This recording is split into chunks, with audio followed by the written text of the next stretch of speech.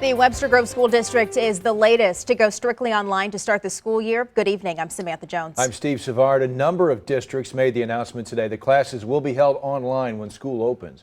Webster was joined by multiple districts, including St. Louis Public Schools and Parkway. The announcements came the same day Governor Mike Parson met with school leaders from the area. News 4's Ashley Lincoln is live at St. Louis Public Schools headquarters this evening. Well, Steve and Samantha, the governor telling us today that each school district is different. For instance, what may be needed here at SLPS isn't the same for the district of Jennings. Because of this, he says he's letting the districts take responsibility and control over how they plan to start these schools, and he's not issuing any statewide mandates.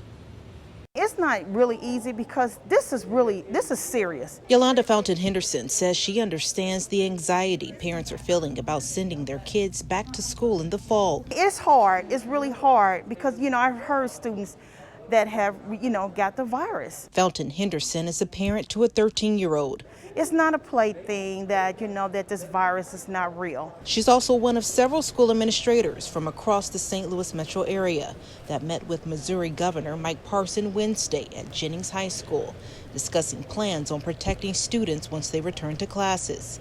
Safety is our #1 factor here. Really trying to maintain two things. How do we continue education to our kids, and how do we keep people safe? The governor has been vocal about not issuing any mandates regarding COVID protections for public schools. He says that's because the need for each school district varies. The challenges here that we heard today are different than I heard in Neosho and Springfield and Jefferson City.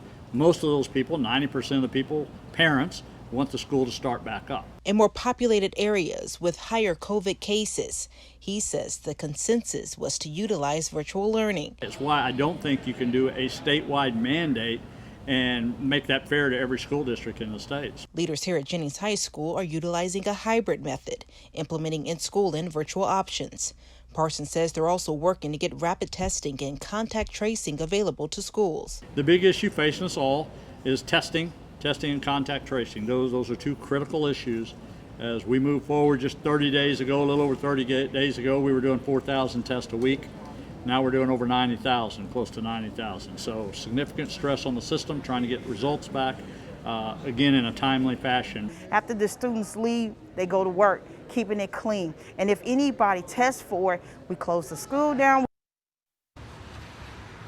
And the topic of mask mandates did come up as well. The governor standing firm, telling us that he is strongly recommending districts that are returning to in-person teaching that they do wear a mask. However, he is not issuing a statewide rule for districts to follow in those steps. Now, leaders at Jennings did tell us that they do plan to require students and staff to wear masks. Live tonight in downtown, Ashley Lincoln, News 4. Ashley, thank you. The Rockwood School District tells News 4 tonight it's sticking to its plan of multiple options.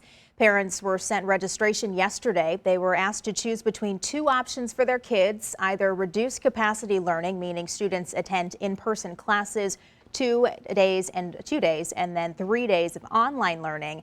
And the other option is online classes 5 days a week. The Archdiocese of St. Louis says it's steadfast in the announcement it made last week. Each diocesan school will be allowed to determine whether to offer in-person, hybrid, or remote learning.